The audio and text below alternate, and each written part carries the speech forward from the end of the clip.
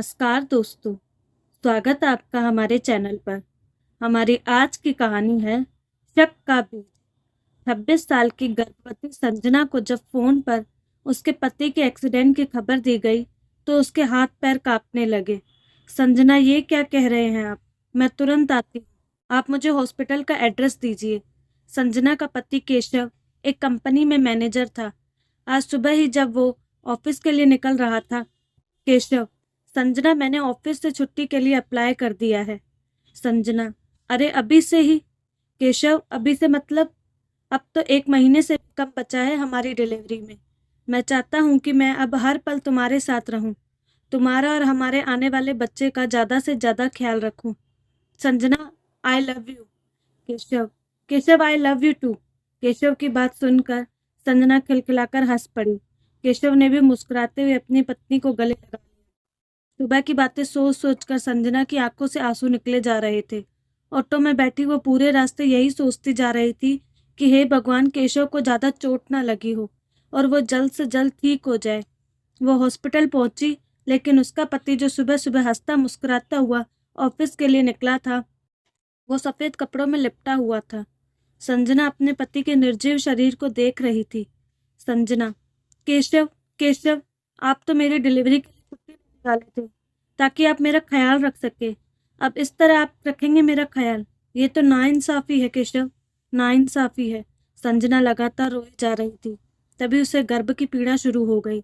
संजना की हालत देखकर उसे तुरंत एडमिट कर लिया गया। अस्पताल में उसने एक बच्ची को जन्म दिया। अपनी छोटी सी बच्ची को जब उसने गले से लगाया तो उसे एक अलग ही तरह का सुकून मिला। उस नन्ही सी बच्ची की नाक और आंखें बिल्कुल केशव की तरह थी। संजना उसे प्यार से देख रही थी और उससे बातें कर रही थी। संजना: बेटी मेरी, बेटी बिल्कुल केशव की तरह हो तुम। केशव कहाँ जाने वाला था मुझे छोड़कर? वो मुझे बहुत प्यार करता था ना, इसीलिए तो उसने तुम्हें मेरी गोद में डाल दिया। 26 साल की उम्र में संजना विधवा हो चुकी थी। उसकी गोद में एक नवजात बच्ची भी थी। रिश्तेदारों ने कहा कि वो दूसरी शादी कर ले, लेकिन उसने सबसे यही कहा, संजना, मैं अपनी बेटी को खुद से पालूंगी। ये मेरे केशव की निशानी है। मैं नहीं चाहती कि मैं दूसरी शादी करूं और मेरी बेटी को सौतेले पिता के साये में पालूं। संजना पढ़ी लिखी तो थी ही, उसे एक कंपनी में नौकरी भी मिल गई। वो अपनी बेटी तृषा का पालन पोषण ठीक से करने लगी। समय पंख लगाकर उड़ता गया। तृषा अब 23 साल की है। संजना ने उसे उसकी माँ की तरह कम, एक दोस्त की तरह ज्यादा पाला है। दोनों एक दूसरे से बहुत प्यार करते हैं। एक दिन की बात है, संजना ऑफिस में थी, तभी तृषा का कॉल आया। तृषा: माँ, आज मैं कॉलेज से थोड़ा लेट आऊंगी। संजना: क्या बात है, कहीं जाना है क्या? तृषा: वो माँ, आज कॉलेज के बाद मूवी का प्लान है, तो आज कॉलेज के बाद वहीं जाऊंगी। Sanjana: this is not fair, तुम अकेली अकेली फिल्म देखने जाओगी? तृषा: अरे मॉम, अकेली नहीं, किसी दोस्त के साथ जा रही हूँ। संजना: दोस्त? कौन सा दोस्त? दोस्त का कोई नाम तो होगा। तृषा: क्या मॉम, तुम भी? उसका नाम निखिल है, मेरे साथ ही पढ़ता है। संजना: ओके ठीक है, एक काम करना, मूवी के बाद मैं वहीं सिनेमा हॉल में आ जाऊंगी और तुम्हें पिक कर लूंगी। उस दिन पहली बार निखिल अपनी गर्लफ्रेंड तृषा की माँ से सिनेमा हॉल के बाहर मिला था। जब वो उनसे मिला तो वह कहीं से भी उसकी माँ नहीं लग रही थी।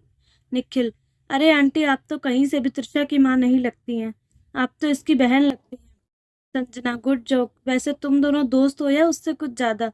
संजना के मुंह से ये सुनकर निखिल थोड़ा सा शर्मा गया।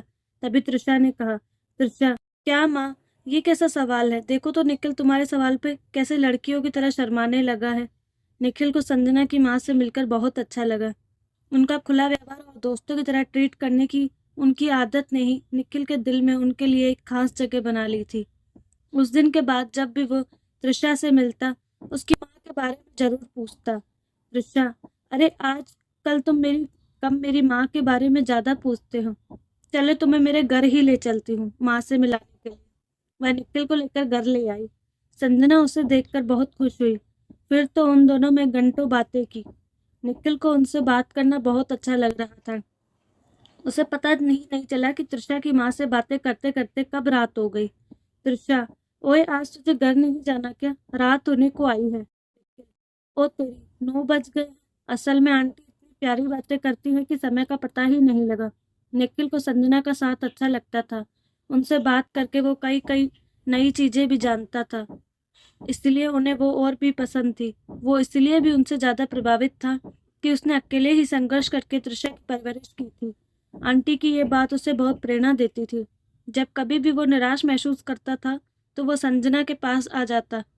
कभी-कभी तो तृषा घर में नहीं होती तब भी। एक दिन की बात है, निखिल और संजना हँस-हँस कर बातें कर रहे थे। तभी तृषा बाहर से आई। उसने उन दोनों को इस तरह हँस-हँस कर बातें करते देखा, तो वह लगभग चीखती हुई बोली, तृषा, निखिल, तुम यहाँ हो? पता है तुम्हें मैंने कितने कॉल किए, तुमने मेरा फ़ोन क्यों नहीं पिक किया? निखिल, कब किया तुमने? ये कहते हुए उसने अपना फ़ोन निकाला। उसका फ़ोन साइलेंट मोड पे था। ये लो, मेरा फ़ोन तो साइलेंट मोड पर है। कैसे पता चलता? तृषा, साइलेंट मोड पे था या जानबूझ करके कर दिया था? निखिल, ये तुम क्या कह रही हो? तृषा के मन में शक का बीज लग गया था और वो निखिल और अपनी माँ के रिश्ते पर शक करने लगी। अब जब भी निखिल उससे उसकी माँ के बारे में पूछता, तो वह उसकी बातों का कोई जवाब नहीं देती। यहाँ तक कि वो हर पल अपनी माँ और निखिल पर नजर रखने लगी। बहरहाल कुछ दिनों के बाद ही बात है। उस दिन संजना की छुट्टी थी और निखिल उनसे मिलने उनके घर पर आया हुआ था। तृषा उस समय कॉलेज में थी, लेकिन जब उसे निखिल कॉलेज में नहीं दिखा तो वह समझ गई कि वो उसकी माँ से मिलने ही गया होगा। तृषा, आज तो मैं इन दोनों के रिश्ते का बांडा फोड़ के रहूंगी। तृषा भी अपने घर की ओर चल पड़ी। जब वो अपने घर पहुंची तो उसे निखिल और अपनी माँ की बातचीत की आवाज सुनाई दी। उसे बहुत गुस्सा आया। वो दरवाजे पर उनकी बातें सुनने लगी। संजना, बेटा निखिल, मैंने अपनी तृषा को बहुत प्यार से रखा है। तुम तो जानते हो ना, जब वो मेरे पेट में थी तभी उसके पापा गुजर गए। उस समय मैं सिर्फ 26 साल की थी। लोगों ने मुझे लाख कहा कि मैं दूसरी शादी कर लूं, लेकिन मैंने किसी की नहीं सुनी, क्योंकि मैं तृषा पर सौतेले पिता का साया नहीं पड़ने देना चाहती थी। हाँ, मैं अकेली थी, जिंदगी में बहुत परेशानियां भी आई, लेकिन उन परेशानियों की आँच मेरी बच्ची तक मैंने कभी नहीं पहुंचने दी। निखिल बेटा, मैं तुम्हारे आगे हाथ जोड़ती हूँ कि कभी भी मेरी बच्ची को कोई तकलीफ मत देना। तुम जानते हो, वह एक ही मेरे पति की निशानी है, जिसे देख देख कर मैं जीती हूँ। नहीं तो मैं कब का टूट कर बिखर गई होती। निखिल, आंटी आप बिल्कुल फिक्र ना करें। मैं अपनी त्रिषा का बहुत ख्याल रखूंगा। उसकी जिंदगी में कभी कोई प्रॉब्लम नहीं आने दूंगा। ये वादा है एक बेटे का अपनी माँ से। बाहर खड़ी त्रिषा ने जब ये सुना तो उसकी आंखें भर आई। वो क्या सोच रही थी और क्या निकला। उसने जल्दी से दरवाजा खटखटाया और अपनी माँ के गले से लिपट गई। Trisha, I love you mom. Sanjana, I love you 3 4 5 6 7 8 9 10। दोस्तों, कैसी लगी आपको कहानी? क्या आपने भी कभी बिना सच जाने किसी पर शक किया है? अपनी राय कमेंट बॉक्स में जरूर दीजिएगा। अगर आप हमारे चैनल पर नए आए हैं तो प्लीज़ चैनल को जरूर सब्सक्राइब करें और ऐसी ही कहानियों के लिए हमसे जुड़े रहें। धन्यवाद।